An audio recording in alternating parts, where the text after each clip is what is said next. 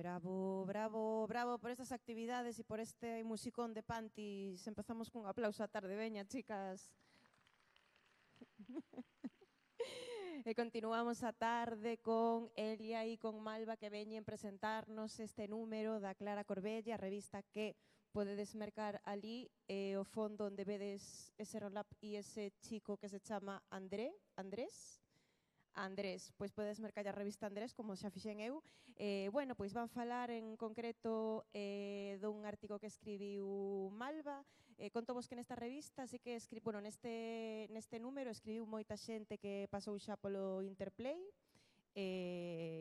Sí, moita, ademais, amigos, amizades, xente de ben, xente guapa. E o artigo titúlase Scroll, Lingua, Nación, a galeguidade política nas redes na era TikTok. Este é o número 5 e, a ver, isto a mí parece unha fantasía, así que pido vos outro aplauso e deixo vos con elas porque que non quere unha soberanía digital na rede e non estar sempre pendente dos algoritmos e dos señores que van todo o tempo, non? Digo yo, pois veña, comezamos.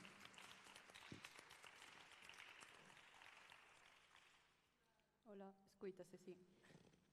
Bon, eu son Elia e veño en nome da Clara Corbella, participo neste proxecto e para encadrar un pouquiño e que comprendades mellor o contributo de Malva, pois explico-vos primeiro o que é, porque o que vedes aquí, este produto finalizado revista, é unha das varias cousas que facemos, mas a Clara Corbelle comezou sendo un espazo de pensamento crítico galego e agora intentamos darlle un extra convertendo en instituto e procurando pois que os estudos críticos en galego e sobre a Galiza pois teñan estabilidade e continuidade e fagan conectar pois persoas que desde diferentes eidos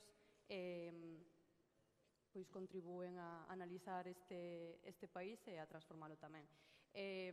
Este número é o 5, como dicía a Andrea, abordamos diferentes temas en cada número, en este, porque nos parecía oportuno, tal e como está indo o mundo e tal e como están indo as novas tecnoloxías, pois abordar desde a Galiza un fenómeno que a nivel internacional se está vivendo de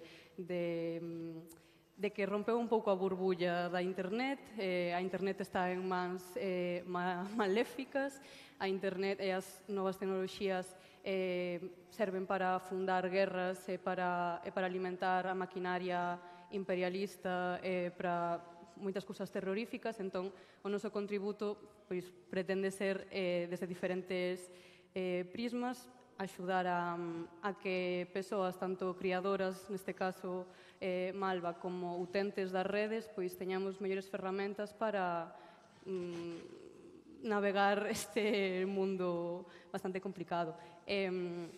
Iso, tedes aí a revista por se queredes adquirir. Hai contributos desde a filosofía máis densa, a cultura desde a música, pois algo moi paradigmático nestes últimos meses foi que facemos con Spotify, cando os seus CEOs están investindo na guerra, que alternativas temos, como podemos facelo na Galiza aproveitando un espazo bastante privilexiado de moito tecido asociativo, moitas artistas, por exemplo, Pantis, que virá tamén tocar pois que teñen un discurso crítico con como consumimos cultura tamén, porque ao final é un ben de consumo, e con ese propósito pois intentamos facer unha pequena proposta que conecta tamén moi ben coa natureza deste espazo, deste festival, non? E por iso tamén pois moi agradecidas de que o Carballo Interplay contase connosco, sobre todo tamén con que Malva, que a persoa que fecha o número, pois tamén se prestase a estar. Pensamos nelo porque parecíanos un lugar moi privilexiado coñecer a experiencia de alguén que cría conteúdo, porque sendo unha revista así como moi intelectual ou filosófica ou non sei que, as experiencias máis diarias ou do que temos sempre na man, pois parecía máis, como menos importante, o contrario. É un espazo idóneo para ver como operan tamén na Galiza, pois esas redes clientelares tamén nas redes sociais, a questão lingüística, o conflito tamén nacional en funcionamento, non? Entón, estamos moi agradecidas de que pideses aportarnos esa experiencia. É un artigo superinteresante que aporta tamén moitas cousas, non só de análise, senón propositivas, ou que abre portas para pensar nunha internet que fagamos desde a Galiza, desde a esquerda, porque é un artigo marcadamente político. Entón, bueno, e nada, ducha así un pouco a palabra para que nos comentes cual é a túa tal, e despois abrimos tamén un poquinho máis conversa. A ver, eu creo que teño unha relación co internet en galego moi concreta porque agora mesmo estamos chegando a un punto no que hai creadores novos ou moi grandes todos os anos que de repente apareceme un contido moitísimo máis variado e tal. Cando eu empecé a facer contido, o contido en galego que había en TikTok especificamente, que era a plataforma onde saía, era moi limitado, entón calquera se podía gañar un par de... así que veía eu, non?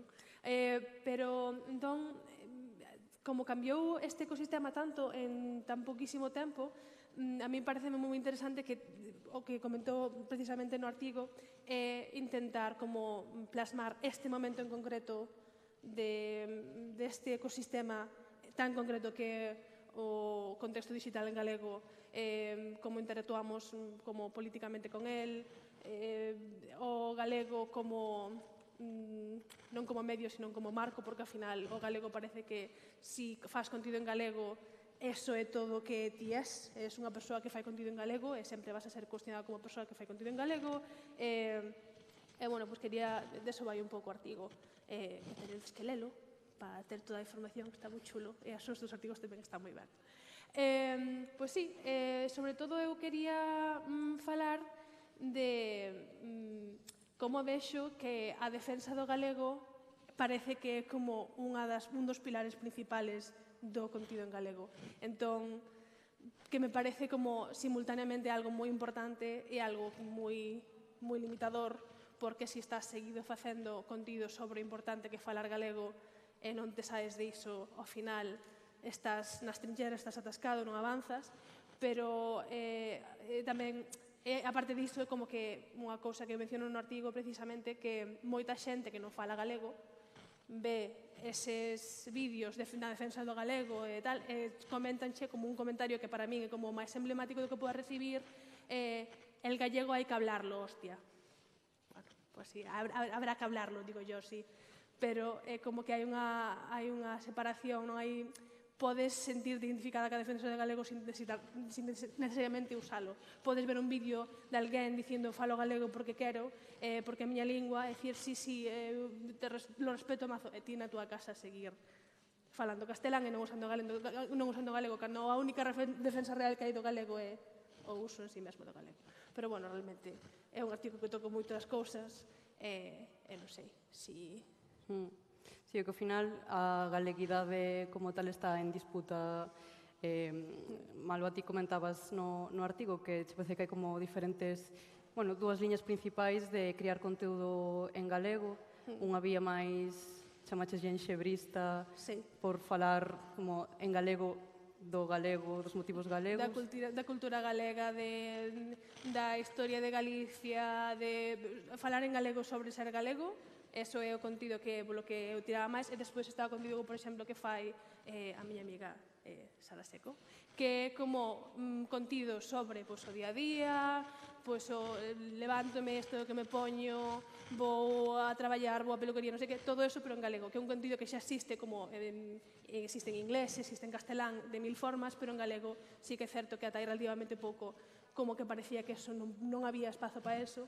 De feito, para mí, eu lembro que cando Sara empezou a facer os seus vídeos a mí chamaba moita atención porque eran como moi constantes, era todos os días, e eso mostraba unha realidade que a mí me resultaba familiar, que era unha vida do día a día en Santiago de Compostela, e por eso que me enganchei moi rapidamente os vídeos a día de hoxe, salve todos os días, todos os vídeos, salve no meu para ti. Entón, esas son como as dúas que, digamos, vertentes que eu vexo. O contido en galego sobre ser galego, sobre a lingua galega. Despois aí tamén hai como as súas propias vertientes. Están como a xente que fai máis ben o rollito Xabarín Club, e despois está a xente que fai máis ben contido pois cousas que os meus avós facían non sei que, entonces ou as cestas como se facían antes fanse así, como o contido tipo Luis do Río, son como hai diferentes fontes, pero ao final divides en eso, como contido en galego, sobre ser galego, en xerista, máis en plan centrado a celebrar o noso, e despois está pois facer o que fan todos os demais en todos os outros pois en todas as outras linguas, especialmente en inglés, en castelán, pero en galego. E durante moito tempo pensei, de feito, que se limitaría a ver eso, de que non había unha cosa que era como facer simplemente contido en galego, que non fose como reproducindo como cousas alleas, hasta que apareceron hai pouco como 5 ou 6 creadores que a min que me están dixendo en plan, digo, isto pareceme un contido que é tanto formato como a forma como o contido, como galego e sendo algo novo, sendo algo noso. A min o exemplo que, de feito, que xa teña pensado sacarlo é Antontísimo, que agora mesmo é o meu creador de contido con diferencia favorito, está en Instagram agora, tamén está en TikTok, e fai uns vídeos informativos, conversacionais, saca temas de todo tipo, pero pareceme que a forma na que o fai, na forma na que se expresa, os temas que saca, sin tirar polo enxebrismo, son unha cousa que é galega e que é súa e que me parece que por fin chegamos ao punto de, cal é a palabra que estou buscando, como de que hai tanta variedade que xa pude xorder algo que é como completamente novo. A verdade é que de agradecer, porque o que estaba facendo tamén era reproducir máis ou menos cosas que xa había outros creadores facer. Sí, tamén o que comentas un pouco no artigo, ou seja, aí estamos como analizando as persoas que empregan o galego como bastión, ou, bueno, no contexto en que estamos, a lingua ao final non é algo inocuo, non é algo que pase desapercibido, é algún marcador, como comentas no artigo, pois da tua intencionalidade política ou do teu posicionamento ou así. Mas tamén pode non ser, non? Pode ser como un ítem que aparece desligado da parte máis política, non? Ou que pode ser... Sí. E aí, eso sí que me parece unha cousa moi complicada. A forma na que me parece que é interesante observar este tema é, por exemplo, o meu home é inglés.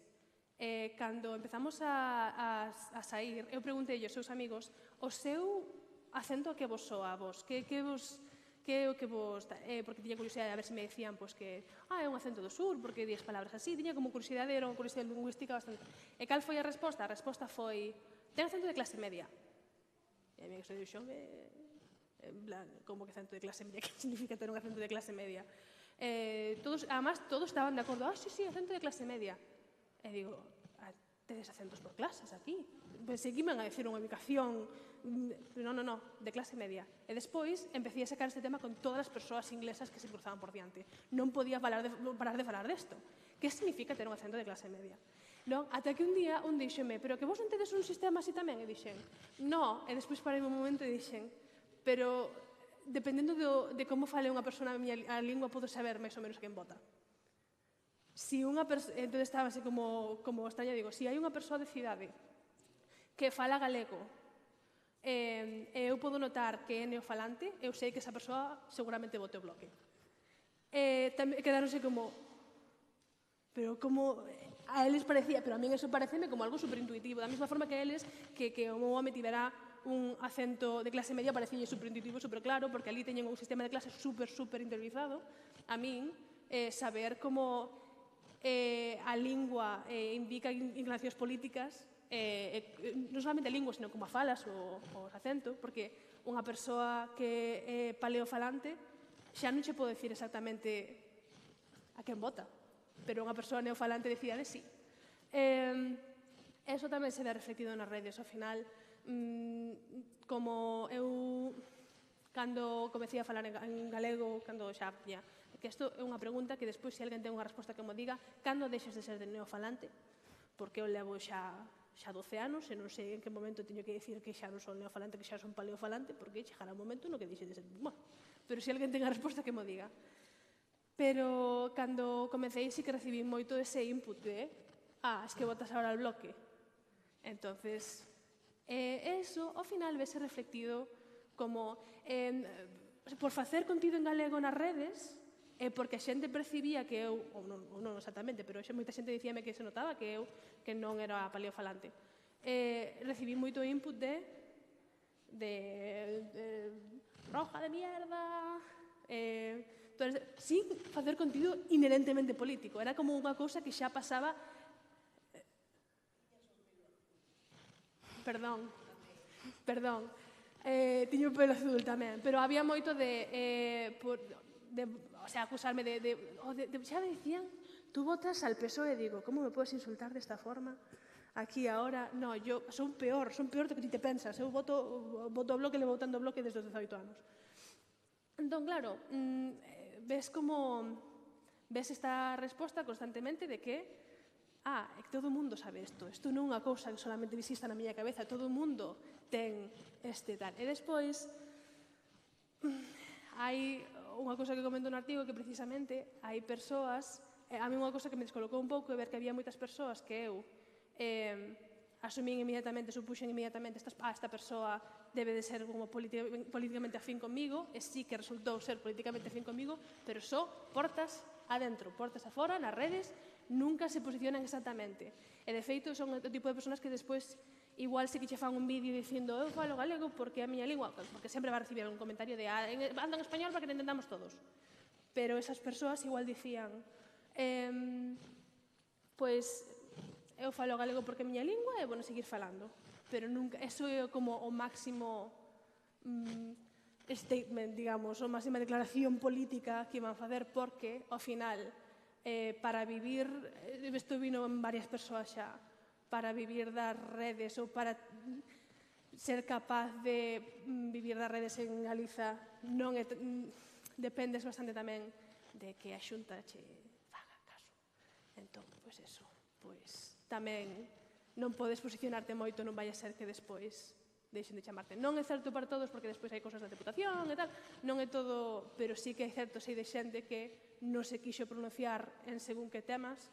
Acórdame do tema dos pellets, por exemplo, que foi para mí moi chamativo, xente que tiña opinións e non as quixo facer públicas porque non quixeron poñerse. Despois arriscar, despois non vou ter acceso a esta oportunidade ou a esta outra oportunidade. Entón, é como... Si o que queres que en internet hai creadores de contido e hai consumidores de contido. Para un creador de contido a tempo completo que se quere dedicar a eso, en galego vai ter que, en moitos casos, camiñar unha liña moi complicada para facendo algo inherentemente político, que usar o galego, non ser demasiado político que despois se che vayan a ver limitadas as oportunidades. Sí, penso que tamén algo que nas redes sociais vivemos, ou o suxeito ideal das redes sociais é tamén unha xente moi neoliberal de consumo pasivo, de persoas como laminadas, que sexa un pouco mesmo unha persoa da Galiza que unha persoa de cualquier outro lugar, non? Que, ao final, a internet tal cual está agora, a internet hexemónica, lamina moito as identidades, non? Algo que tamén comentaste un pouco no artigo, isto collei tamén, non? Pero por ligalo un pouco con cousas que comentas ti, ou as partes máis constructivas ou imaginativas do artigo, que un pouco unha demanda que faz, unha reflexión que faz, é que precisamos tamén establecer como un espazo con formatos propios, ou pensar un pouco nos formatos que veñen dados da internet, que ao final tamén procuran unha desmobilización, unha insensibilización. Creo que estamos vendo moito agora que o algoritmo, un pouco o motivo do título, potencia que nos desliguemos un pouco das cuestións máis sensíveis ou... A ver...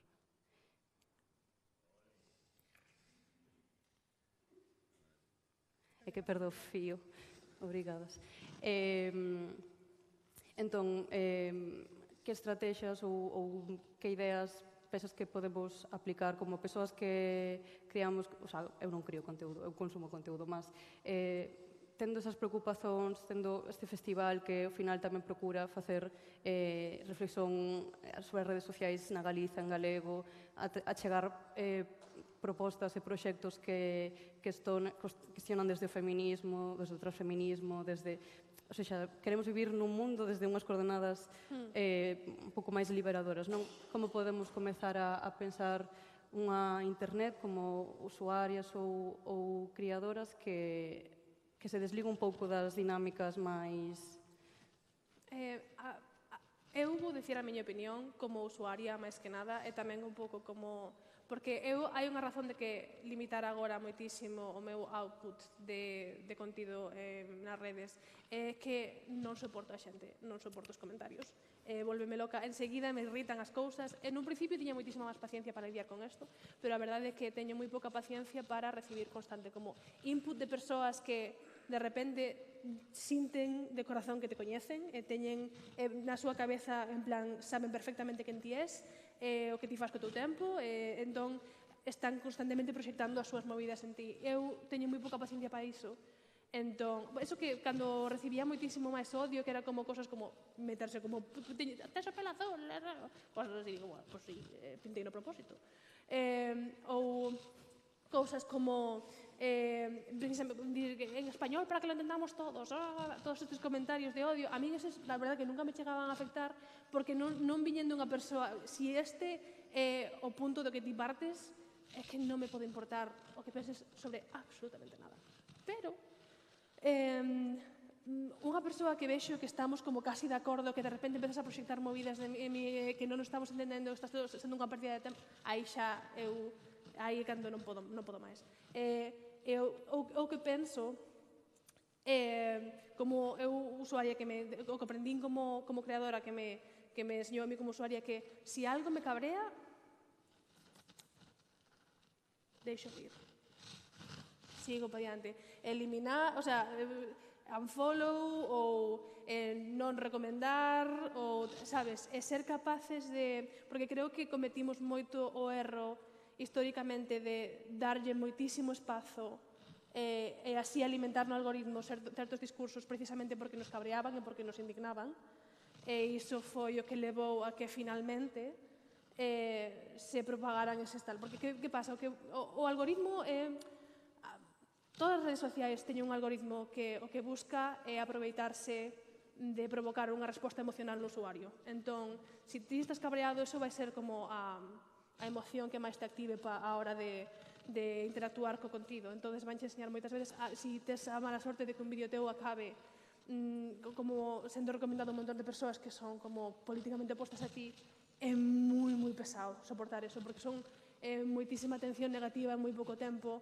O cerebro humano non está deseñado para lidiar con eso positivamente, lidiar con eso dunha forma tal, por moito que realmente non che importan esas persoas. Pero cando fixen un vídeo de sobre Altri, moi ao principio, porque ao final eu son da zona que iba a estar máis afectada. A mi casa dos meus pais estaba como a 2 kilómetros do sitio onde iban a construir a ver como va eso. Pero precisamente por iso era un vídeo que era moi emocional e recibí moitísima atención negativa durante un mes. E eso, cando xa era un tema como delicado para min, foi extremadamente desagradable. Pero sí que o que aprendí con eso é que eu non podo interactuar con cousas que me cabreen como usuario, como consumidor, porque ao final, que pasou con ese vídeo? Que non se fixo viral, pero sí que é certo que esas persoas empuxaron a un montón de outras persoas que igual non tenían escoitado falar do tema, reciben moitos mensaxes tamén positivos. Acordome dun neno de 10 anos de Alicante dicíndome, mira, yo non puedo hacer nada porque soy menor, pero le voy a decir a mi madre que... Digo, que faz en TikTok tes 10 anos? Pero recibí, sabes, cousas moi guai. E seguramente ese vídeo acabou no feed dese neno de 10 anos porque pola cantidad de comentarios desagradables que eu estaba recibindo. Entón, como usuarios, o mellor que podemos facer ignorar e pedirlle a outras persoas, ignorar a xente que está facendo contido que, aínda que non sexa a propósito o rage bait, que sexa contido que está buscando precisamente causar esa resposta emocional en ti, si ves que te estás poñendo moi cabra por algo que estás vendo de que está dicindo unha persona nas redes, é mellor ignorarlo. Eso creo que tal. E precisamente deixar 40 comentarios nalgo que che gusta. 40 comentarios, uno, outro, veña, tal, e así, eso que se pode... E interactuar co que nos gusta, non interactuar co que non nos gusta. Deixar de intentar convencer a persoas que nunca van a estar de acordo con nós, ou persoas que non van a estar de acordo con nós por unha discusión en TikTok.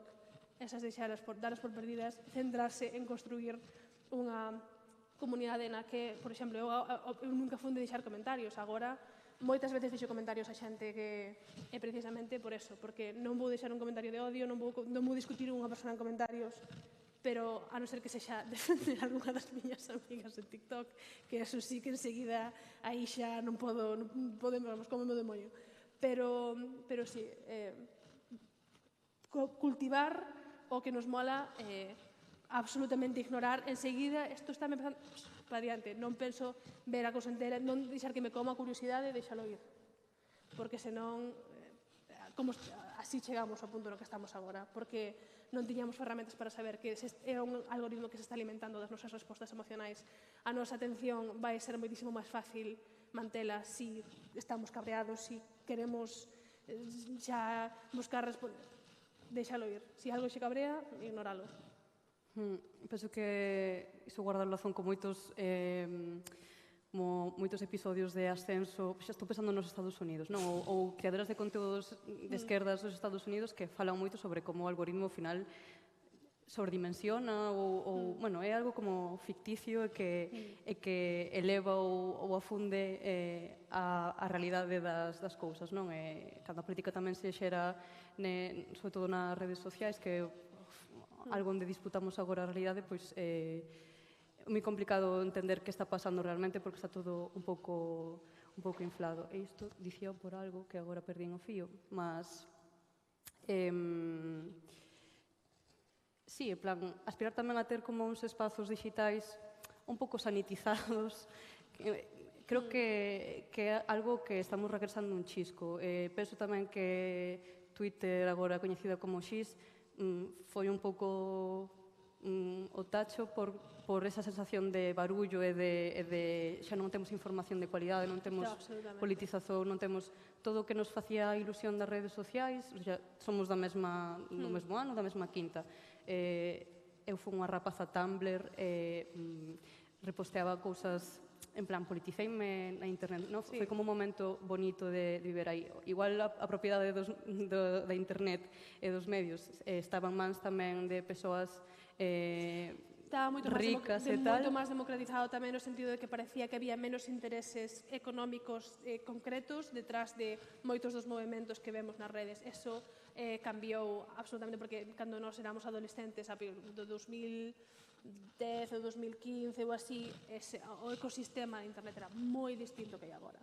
Era moi distinto. Entón, non se pode comparar. Precisamente agora, o algoritmo aprendeu a buscar cabrearte para estar máis tempo aí, dalle, vendo máis, opinando, querendo saber que pasou, querendo...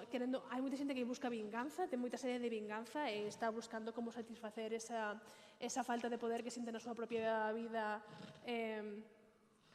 nas redes, e por iso cada vez que hai un creador que ten como algunha controversia, hai...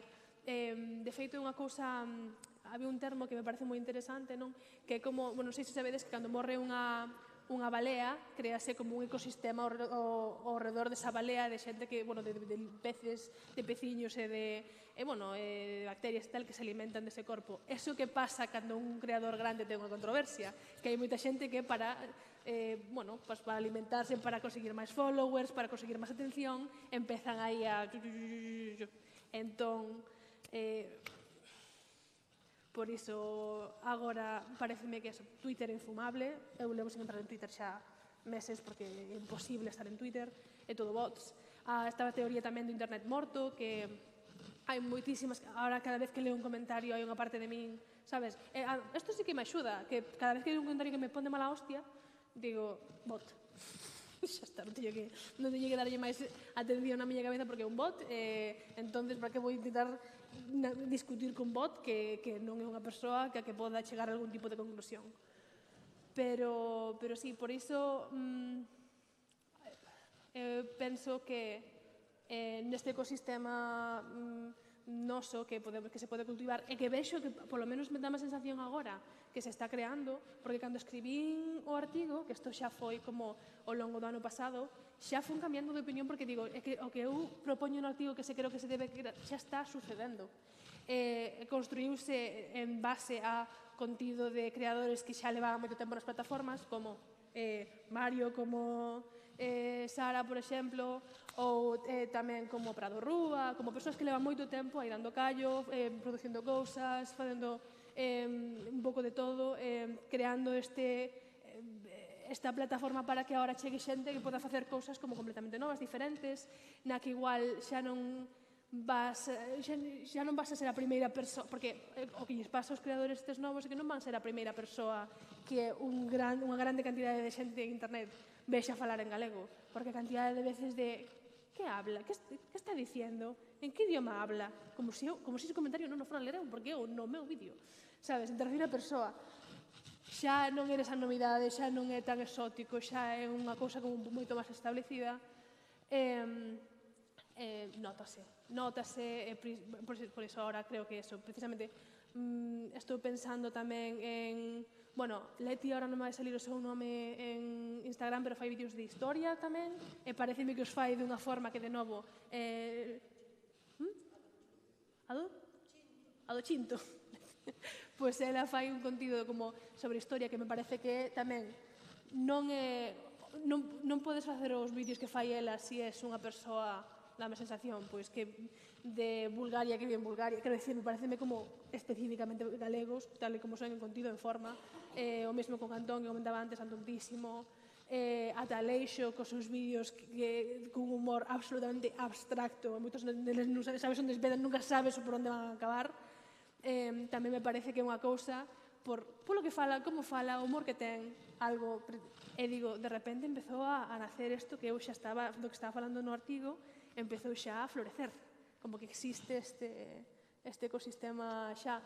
O que pasa é que para que siga aí para diante temos que comentar, compartir cas nosas amigas, jajaja, mira que gracioso, debería seguir a non sei quen, e despois creadores entre eles, eu penso que colaborar uns cos outros sempre é super positivo. Eu como podcast é o que intento facer sempre que vexo un creador así que está como que me gustas contigo, que está como medrando, digo, enseguida quero que veño o podcast porque quero facerme amiguis desta persoa e dous, quero que si teño unha audiencia que está interesada nese contido, que sexa exposta a ese contido. E nada, mirar po noso, o de sempre, é o que hai que facer. Sí, por exemplo, outros artigos que aparecen na revista teñen, penso no de Proyecto Una, que son un colectivo que a min me flipa, que tamén estiveron no Carballo Interplay. Tamén penso nunha conversa que teñen Cibran, Valeria e Adán sobre plataformas musicais e así. Moitas das veces o que se nos presenta son como dúas estrategias, non? A resistencia ou intentar furar por aquí, ou ás veces perspectivas un pouco máis luditas de a internet hai que dala un pouco por morta en algúns sentidos. E penso que algo que especificamente aquí galego, en plan, temos unha necesidade de protección do idioma, ou temos unha casuística nacional concreta, e que o que comeza así de ter un ecosistema digital galego é unha moi boa base, porque penso que ao final precisamos unha comunidade que diste que foi alimentada xa por moitas persoas, mas que esa comunidade estexa baseada como en boas prácticas en plan o uso natural do galego, que o feminismo estea presente. Creo que algo moi potente e valioso é que a comunidade que temos se instalase como desde esas coordenadas, non? Como hai unha certa normalidade en pertencer a ese internet. De feito, isto recórdame como a controversia que existe, isto xa falamos ti máis eu, a controversia que existe digamos, no nicho galego de todas as redes sociais, que é como cíclica, unha vez cada 6 meses, a veces cada 3 meses, que é o único galego mal falado e o que non se fala. A verdade é que é un tema que para min convertiuse nun dos meus grandes imperios romanos, no sentido de que non podo parar de darlle voltas ao feito de que, vale, sí, que é certo que é millor falar galego mal que non falar galego en absoluto, pero a mellor que falar galego mal é falar galego un pouco mellor, sabes? En plan, preocuparse un pouco por isto. De feito, hai pouco que falei con Antón deso no meu podcast, Malva e Duarte non calan, pois queredes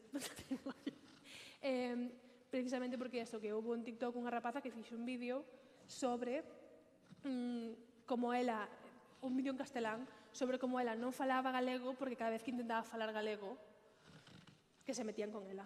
Eu son unha persoa que comecei a falar galego como os 12 anos ou así, pouco a pouco, fun aos poucos, ata que convertín o galego a única lingua que usaba no meu día a día para comunicarme ca xente do meu entorno. Non o falo ben, non falo ok. O galego que falo eu é como, creo que é distintivamente galego. A rapaza que fixo ese vídeo, despois fixo un vídeo falando en galego e o que estaba falando non era distintamente galego. Tiña os pronomes moi mal postos, notábase que non estaba nada feita. É claro que sí que penso que ten que haber un espazo para que persoas que non falan galego ben e que son completamente alleas ao uso do galego tal, podan practicalo e podan...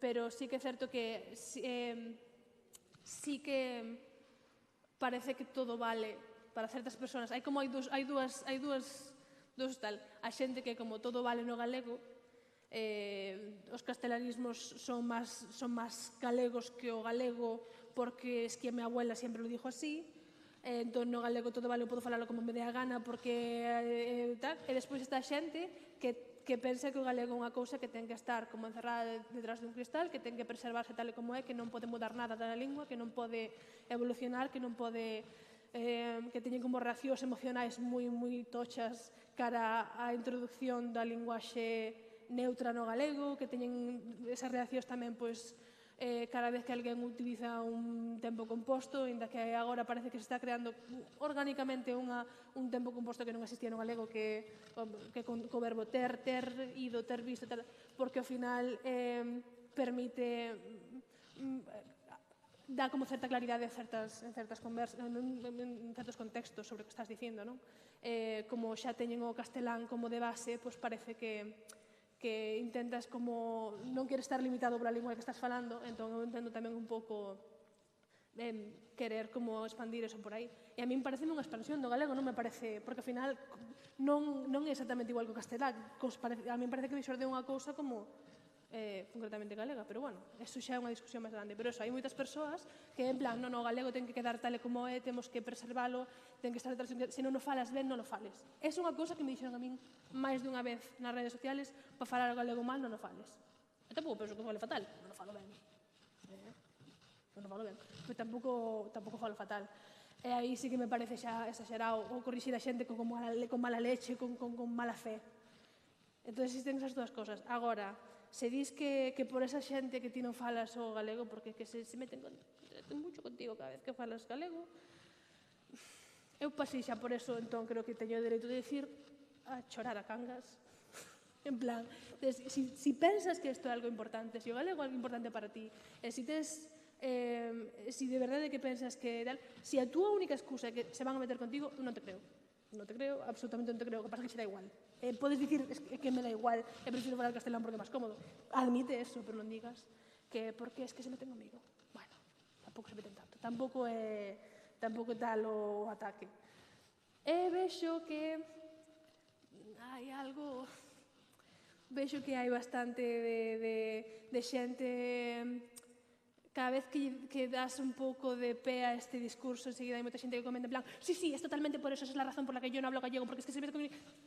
Entonces, hai que ter cuidado con ese discurso, porque é o que se vai utilizar moita xente para decir, sí, exactamente, non o falo por eso. Non o falas porque non queres.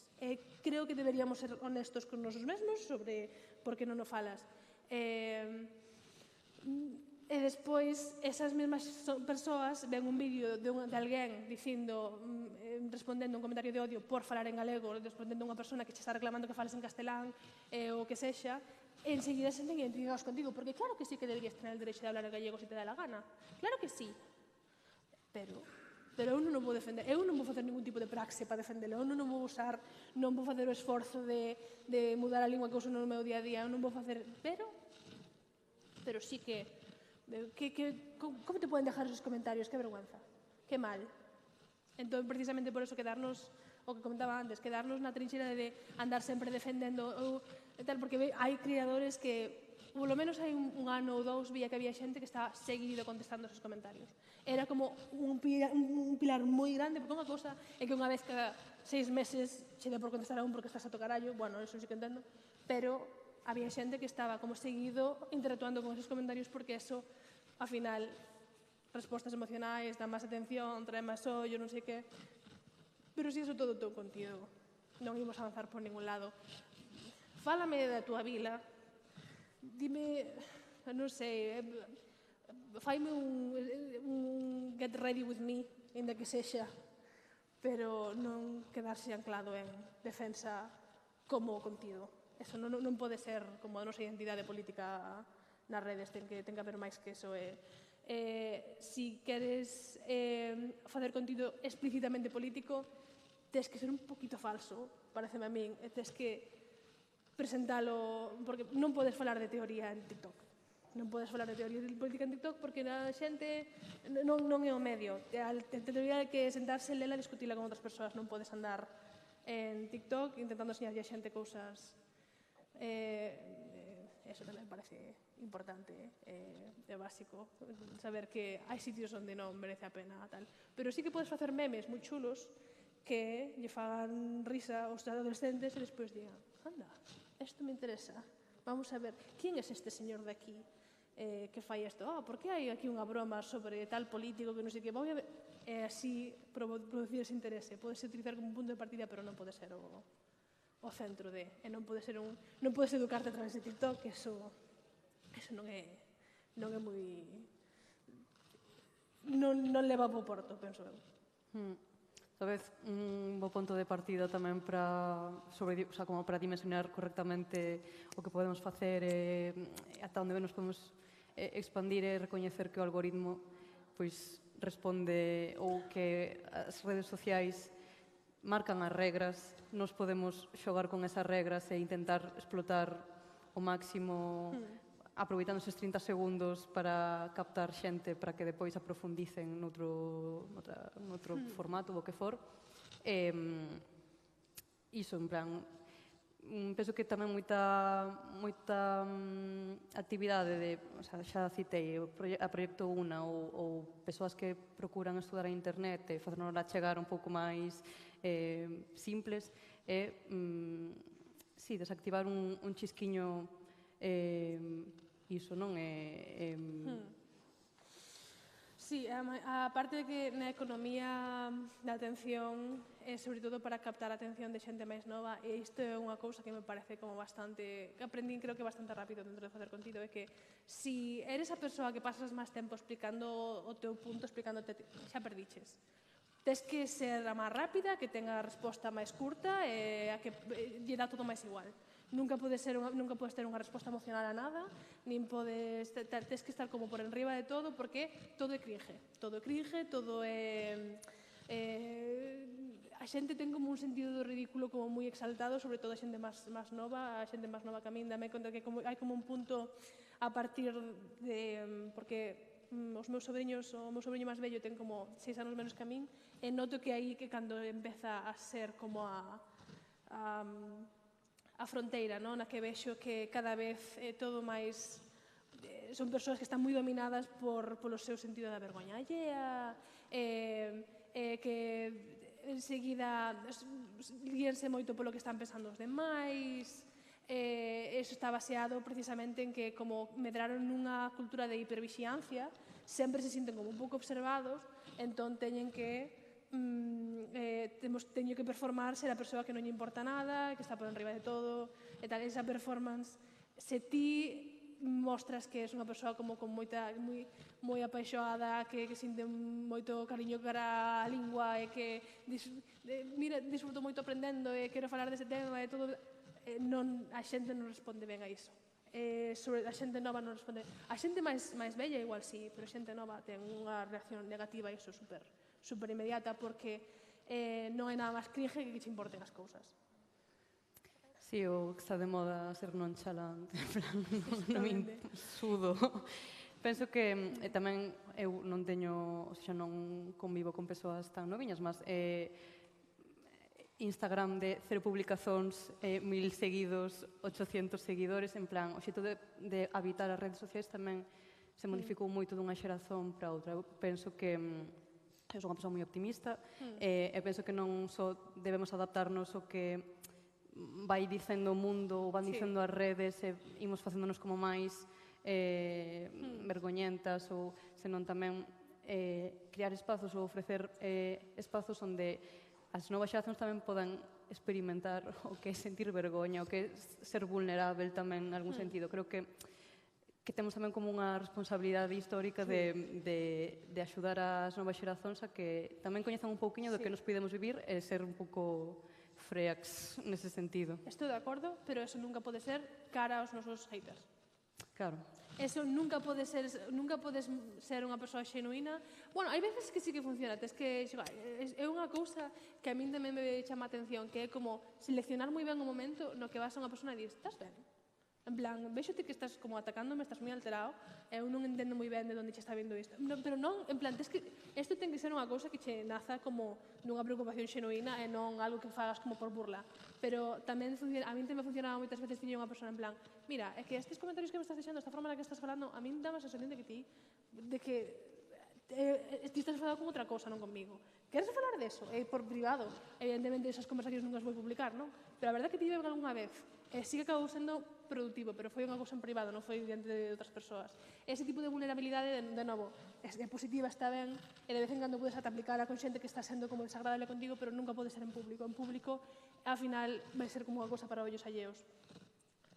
Pero sí que penso que nunca te podes enfadar públicamente cunha persoa que está intentando facerche rage, que está intentando provocar precisamente que estés, bueno, pues ferir os teus sentimentos, sobre todo. Si é o que buscan, porque hai veces que non están buscando ferir os teus sentimentos, sino que eles están feridos e están como intentando como xestionar as súas emocións nos teus comentarios, que, mi madriña, que está pasando aquí.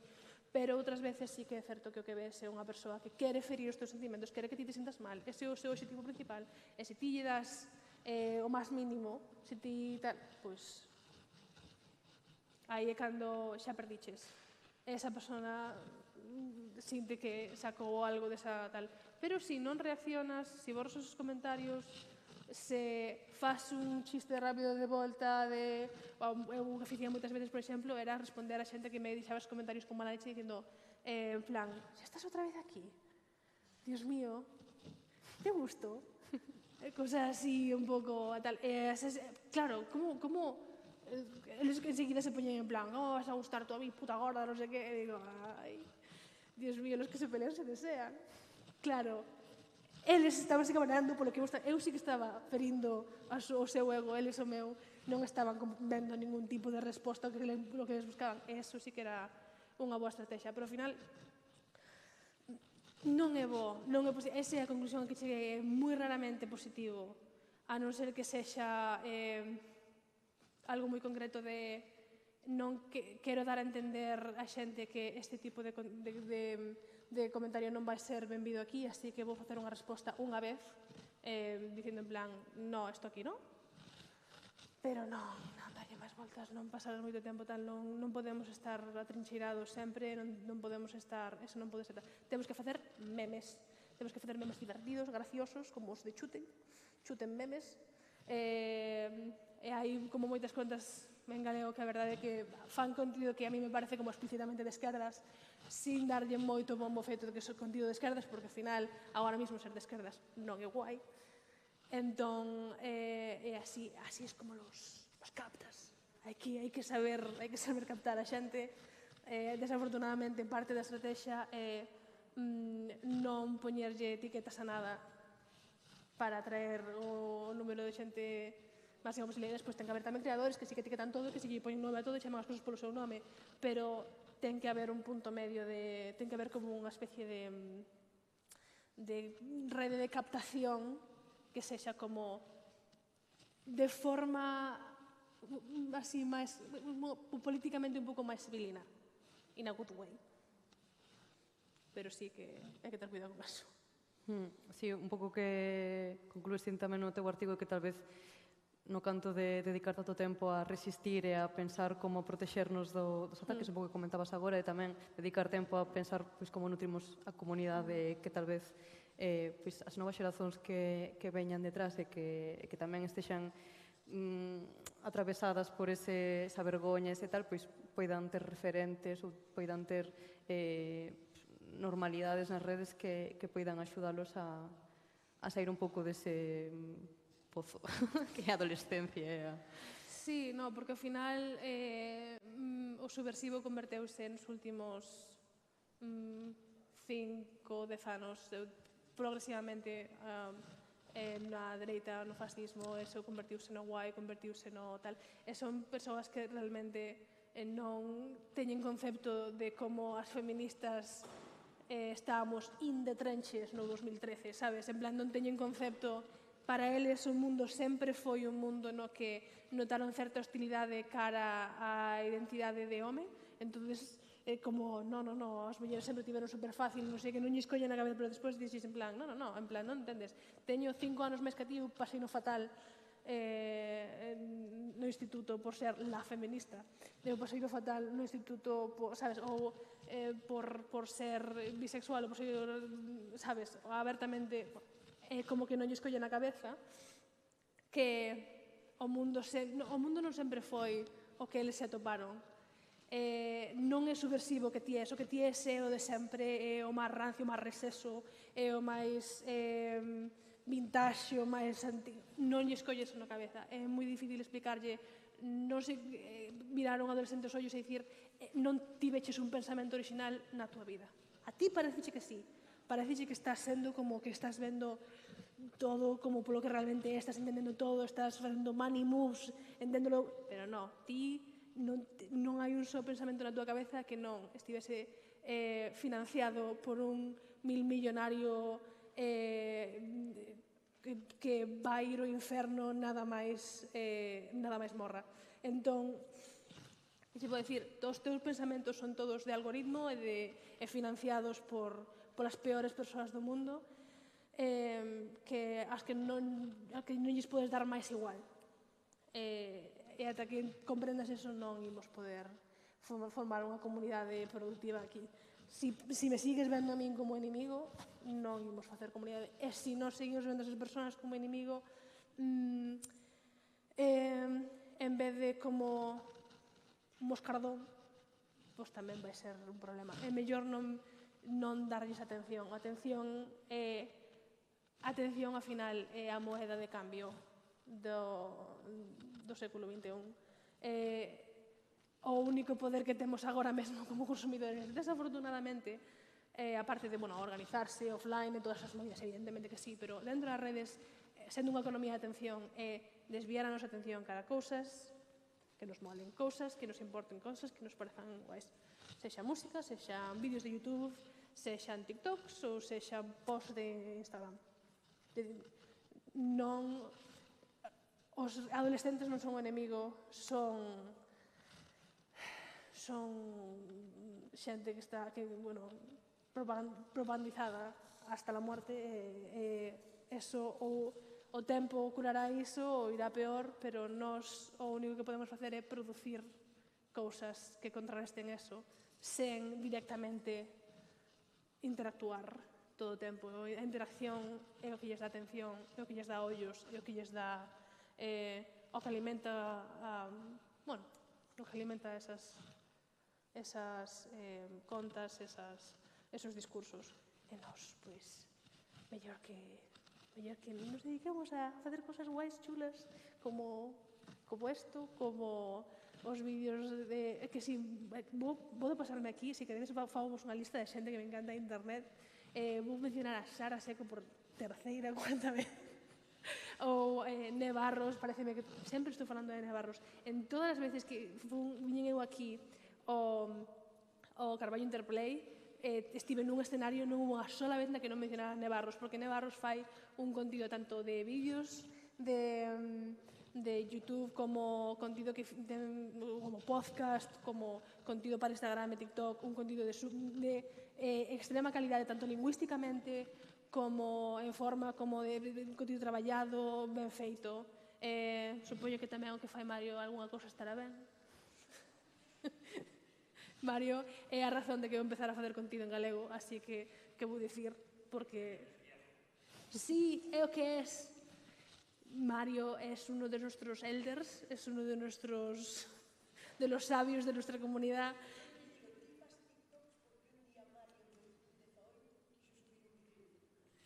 É que é verdade, eu cando vi os vídeos de Mario acorreuseme, isto pode, que me parece heavy, que nunca se me pasará pola cabeza, pero que isto é así, non? É moi difícil que controlar algo que non existe. Eu empecé a facer vídeos en TikTok porque no seu día Mario fixo vídeos en YouTube. Se non existen os vídeos de Mario, seguramente non existirían os meus TikToks. Isto é así. Así que os meus respetos cara el anciano de la comunidad. Despois, pois eso, atundísimo Leti, que xa mencionei antes, xa poñerei todo despois no meu Instagram para quen quera velo.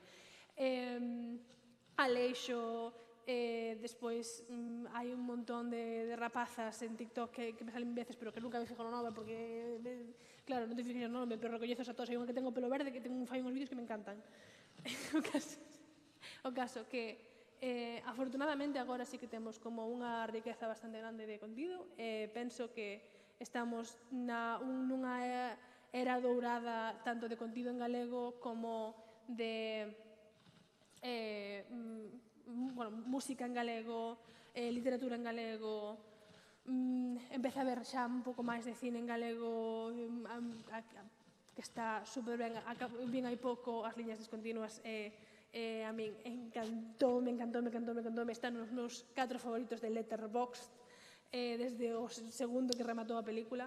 Entón, nada, que hai que aproveitar esta onda na que estamos, que ainda que o mundo estea como está, polo menos nos podemos dicir que hai unha comunidade de xente moi dedicada a crear en galego, a facer que o galego sexa unha lingua de todos os días, unha lingua de todas as partes, unha lingua para todos os propósitos, para todos os eidos, para todo. Por iso quero, a verdade, agradecer moitísimo que me tocara vivir este momento no que si vou a Instagram, si vou a TikTok, si vou a YouTube, sei que nos 3 primeiros recomendados que me van a salir vai ser polo menos unha cousa en galego, e teño esa tranquilidade. Si quero máis, podo buscar máis, e si quero máis música, podo atopar máis música gracias a Rodri Míguez, que sempre está facendo vídeos dicíndome que música salió en galego, estou seguido descubrindo novas cousas. Hai planos de contido que fai tamén movidas de literatura, todo. Entón, aproveitar a era do galego, non regalarlle a nosa atención, que é precisamente o que máis nos queren, o noso tempo e a nosa atención é o que máis nos queren absorber dentro das redes sociais, non darlle ás persoas que non se aliñan políticamente con nós. Tal vez os alicerces que estamos construindo agora tamén permiten que no futuro unha outra internet sexa posible, un outro mundo sexa posible, entón está moi ben sumar aí. Vou fechando, estamos ben de hora. Vale, pero para facer porque non presentei tan ben a revista como gostaría, poder adquirir aí, mas tamén, ademais dos contributos textuais que son moi interesantes, hai unha proposta gráfica moi linda. A capa é un palisesto que están proxectadas sobre un disco duro, unha guía de teléfonos, non? Como varios momentos da comunicación, as cores tamén lembran a bandeira palestina. Toda a proposta gráfica e fotográfica foi feita por Alberto Pagán, que é un dos compañeros da Clara Corbelle, que agora mesmo está embarcado na flotilla rumo a Gaza e fai parte da delegación galega que vai rumo a Gaza, e tamén ter un mimo cara a él, que ao final a proposta gráfica é super linda. Entón animamos moito tamén a apoiar esta revista e a ler os artigos. Entón, se alguén ten algunha pregunta... Nunca ninguén ten ninguna pregunta, non sei nin para que nos molestamos. Pero bueno, moitas gracias a todos por vir. Eu quero lle agradecer aquí a Elia que me convidara aquí a facer isto. Este proxecto a min sempre, pareceme que é bastante cool, síntome que non me merezo estar aquí, pareceme que estou super fora de lugar, pero agradezo moitísimo que me convidaran, super feliz e super orgullosa de formar parte. Moitas gracias, Elia. A vos.